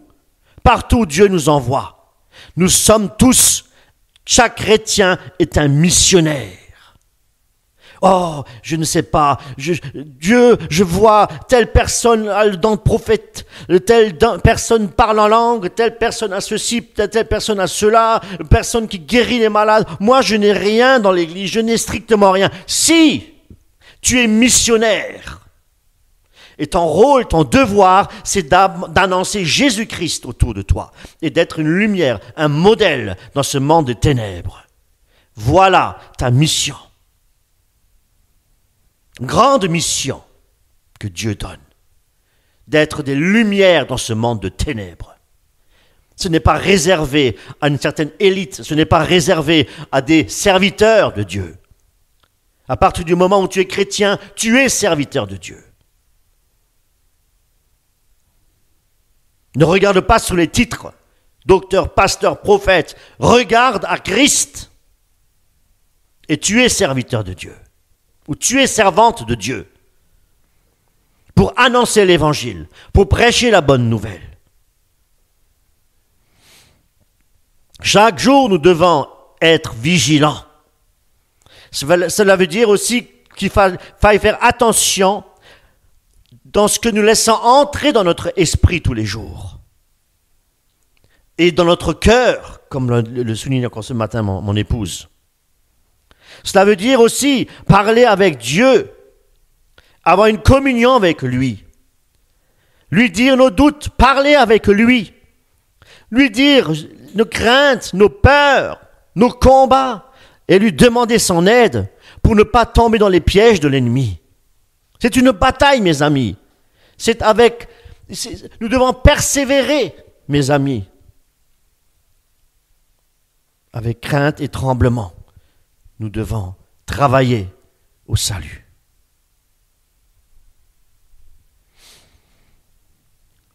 Garde ton cœur plus que toute chose, comme le disait mon épouse ce matin.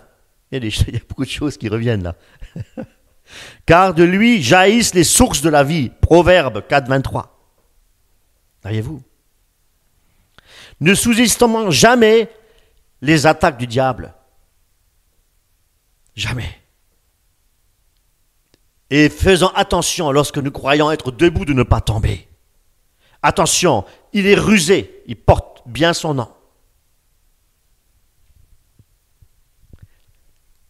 Il a tenté Jésus-Christ, le Fils du Dieu vivant. Pensez-vous qu'il aille se gêner de nous tenter, nous? Sommes-nous équipés? Avons-nous les armures de Dieu tous les jours? Tous les jours.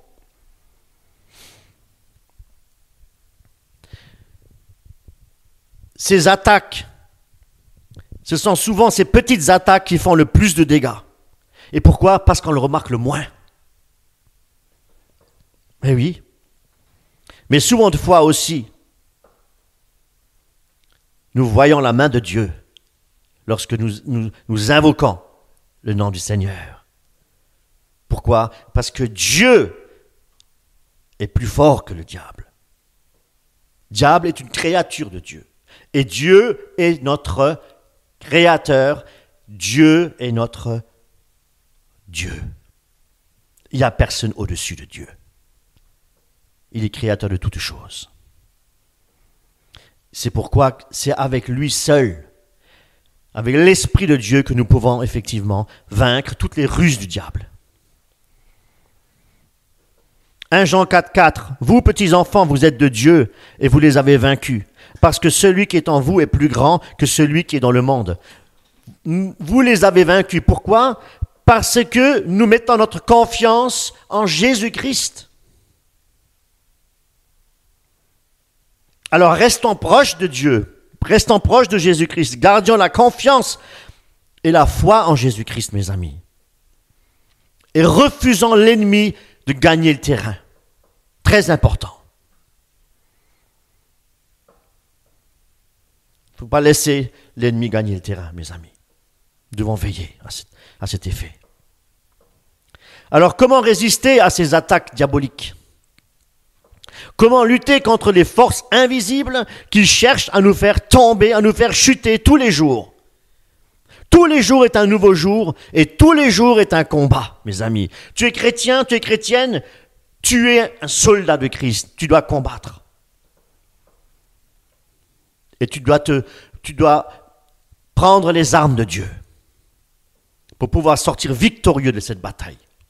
Et la parole de Dieu nous dit que nous devons nous soumettre à Dieu, résister au diable, et avec une promesse derrière, il fuira loin de vous.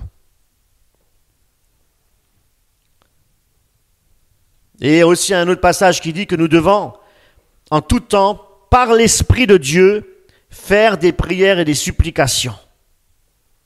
Et nous devons veiller à faire cela avec beaucoup de persévérance, mes amis. La persévérance des saints.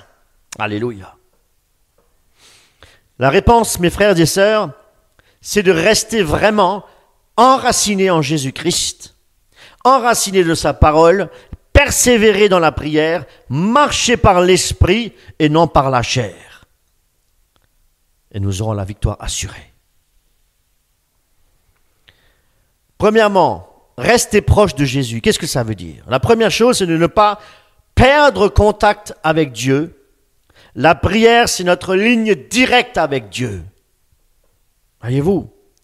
Parlez à Dieu, mes amis, chaque jour pour lui dire ce qu'on ressent, pour lui dire, comme je disais tout à l'heure, nos doutes, nos craintes, toutes ces choses-là. Nous devons lui en parler. Et quand on prie, effectivement, eh bien, on doit invoquer l'Éternel de tout notre cœur. Vraiment. Parce qu'il nous dit aussi dans Jérémie 33,3, « Invoque-moi et je te répondrai. Je t'annoncerai de grandes choses, des choses cachées que tu ne connais pas. » Et dans Psaume 5, au verset 4, il est dit, « Le matin, je me tiens en ta présence et j'attends. » Nous devons nous tenir dans la présence de Dieu et attendre son intervention divine, mes amis. Dans la foi, dans la persévérance, mes amis. Connaître Dieu aussi dans sa parole, c'est méditer sa parole. C'est la méditer. La parole de Dieu, c'est une arme puissante. Si nous n'étudions pas, ne méditons pas la parole de Dieu, nous ne sommes pas nourris spirituellement. Comprenez bien. Un homme qui ne se nourrit pas pour l'équilibre de son corps, pour le corps, eh bien, il va être faible, il va s'affaiblir, voyez-vous. La parole de Dieu, elle est une arme puissante. Pourquoi? Parce qu'elle nous éclaire. Elle nous éclaire. Elle éclaire quoi? Elle éclaire nos pensées. Elle nous montre le vrai du faux. Qu'est-ce qu'elle fait encore? Elle nous montre le bien, elle nous montre le mal. Distinction entre le bien et le mal. Lire la Bible régulièrement nous permet aussi de reconnaître les mensonges du diable. Le saviez-vous? Pourquoi? Par exemple, quand le diable te dit « tu n'es pas assez bon, tu n'es pas bien, tu n'es pas assez bien », bien la Bible nous rappelle que nous sommes aimés par Dieu, que nous sommes pardonnés, que nous sommes choisis par Dieu. Car Dieu a tant aimé le monde qu'il a donné son Fils unique afin que quiconque croit en lui ne périsse point, mais qu'il ait la vie éternelle. Quiconque, c'est tout le monde et pas seulement une certaine catégorie de personnes. Voyez-vous, Dieu est mort pour le monde entier, nous dit la parole de Dieu. En connaissant la parole de Dieu, on peut répondre à ces mensonges-là et ne pas se laisser tromper par des fausses doctrines. Un autre passage qui dit dans Josué 1,8 que ce livre de la loi ne s'éloigne pas de ta bouche, médite-le jour et nuit pour agir fidèlement selon tout ce qui est écrit. Tout ce qui est écrit, nous devons agir, mettre en pratique fidèlement tout ce qui est écrit. Lire, c'est une bonne chose. Celui qui lit la parole à voix haute entend la parole de Dieu. Et si nous l'entendons, nous devons la mettre en pratique. Heureux l'homme qui met la parole de Dieu en pratique. Et vivre par la parole, mes amis. Revêtir l'armure de Dieu. Éphésiens 6. Vous savez, j'aimerais vous dire quelque chose. Nous avons ici un frère, tous les jours, mes amis, tous les jours, il lit Éphésiens 6. Il n'y a pas un jour où il ne le lit pas, mes amis. Voyez-vous, pourquoi? Parce qu'il a compris ce qu'est le combat spirituel. Et le Seigneur est avec lui, et Dieu l'encourage, mes amis. Sois béni, mon frère. Paul parle de cette armure, ce sont des qualités spirituelles que nous devons avoir. Pourquoi? Pour nous protéger. Voyez-vous, ce frère veut être protégé contre ces esprits, contre les choses diaboliques. La vérité, la justice, la paix, la foi, le salut et la parole de Dieu, ce sont les pièces de notre armure céleste. Et ces pièces-là nous aident à rester forts, à rester debout quand le diable nous attaque. Parce que les armes que Dieu nous a données, ce sont des armes puissantes. Des armes puissantes. Ce ne sont pas des armes charnelles, ce sont des armes spirituelles. Voyez-vous? Car nous marchons par l'esprit.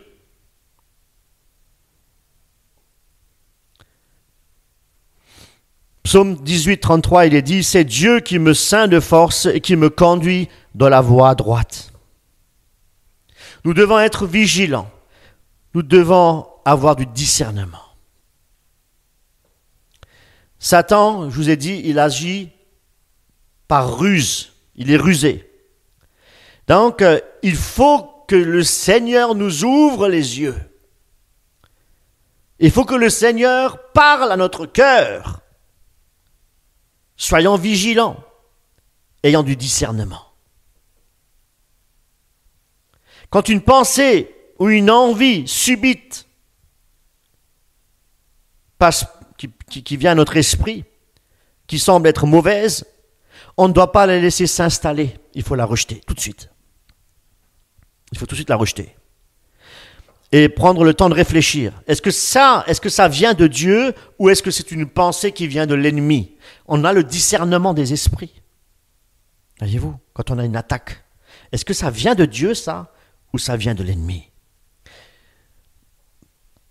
Alors, n'hésitez pas aussi à en parler à un frère, une sœur, que vous connaissez bien dans l'assemblée, à qui vous avez confiance. Priez pour que Dieu vous montre discernement. Nous sommes unis, frères, sœurs, ensemble. Nous devons nous exhorter. C'est pourquoi nous devons aussi, bien entendu, consulter l'Éternel. mais Dieu a aussi placé dans l'assemblée des frères et des sœurs avec qui nous pouvons échanger, prier ensemble, nous exhorter, nous édifier.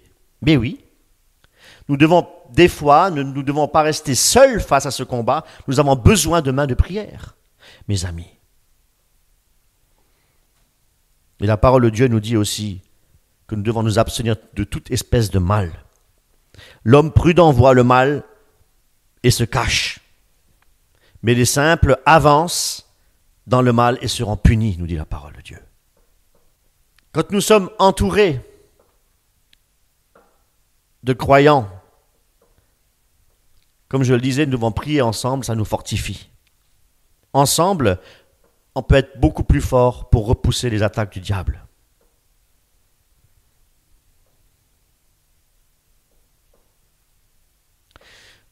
Mes amis, nous devons tenir bon avec patience et confiance. Demandons au Seigneur qui nous donne sa patience et faisons confiance à Dieu. La victoire ne vient pas toujours, tout de suite. Des fois, il faut attendre. Nous devons apprendre à être patients. Parfois, il faut du temps, de la persévérance. Parfois, il faut la foi. Il faut marcher des fois par la foi pour obtenir quelque chose.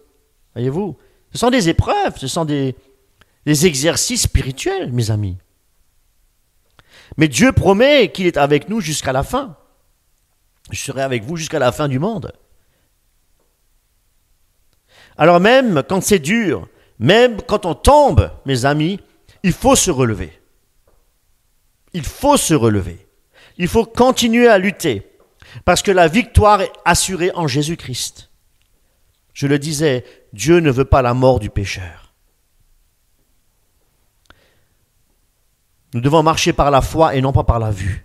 Si tu tombes, relève-toi. Relève-toi. Et Dieu t'éclairera.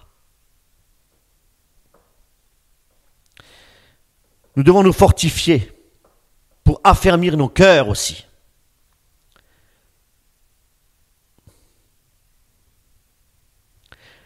Résister au diable, c'est d'abord s'appuyer sur Dieu. C'est s'appuyer sur sa parole et sur la force de Dieu, la puissance de Dieu. C'est être vigilant et surtout garder confiance en Dieu. La victoire, elle est déjà gagnée en Jésus-Christ, mes amis.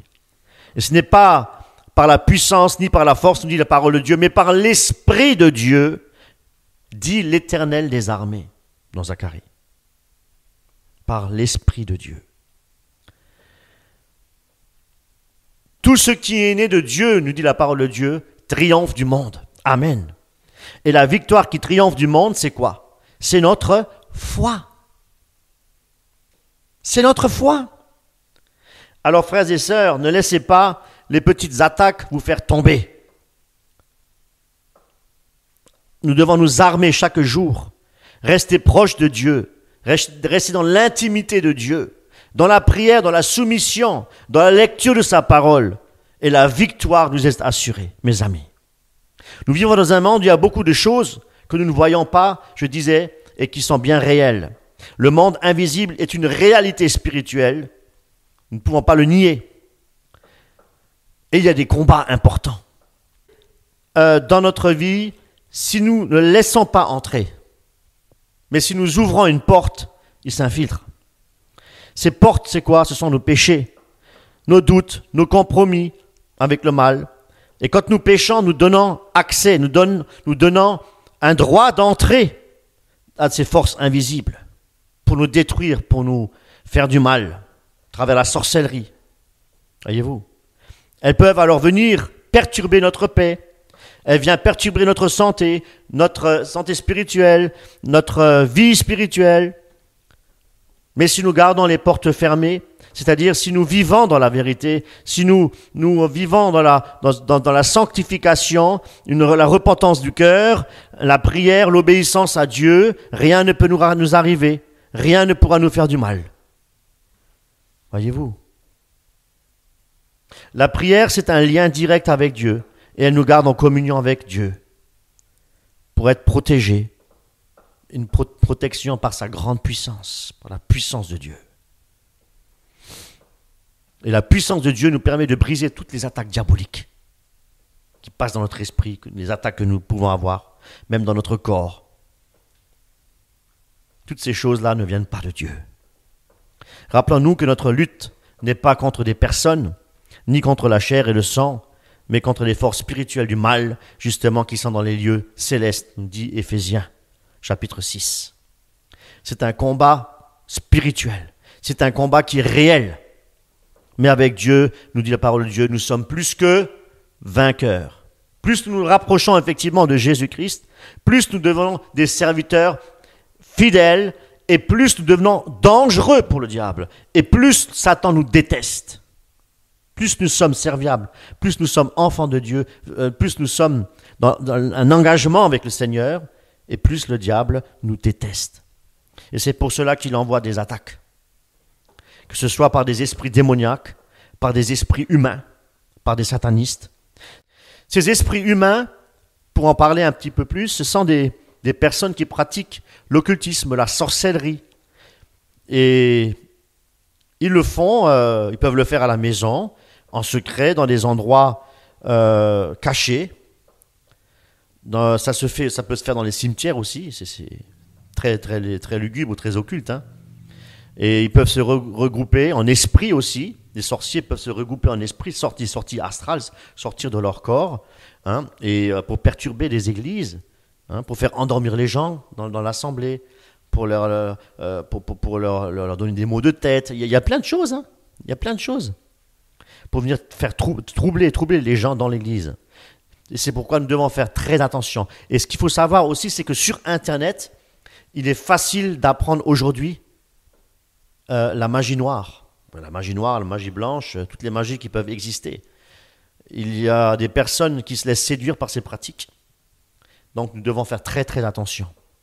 Et ça peut ouvrir des portes spirituelles dangereuses et permettre effectivement à ces esprits de travailler contre nous, contre les chrétiens. Les chrétiens dans le combat spirituel, c'est pas simplement de lutter contre les désirs de la chair qui sont réels, mais c'est aussi contre des attaques sataniques. Voyez-vous, contre celles qu'on appelle les suppôts du diable, des esprits humains, dans leur corps ou hors du corps, peuvent se rassembler pour faire du mal aux chrétiens. Ça, on n'en parle pas beaucoup de ça. On parle beaucoup de la chair, mais il y a des satanistes aussi dans les églises. Et de plus en plus d'ailleurs.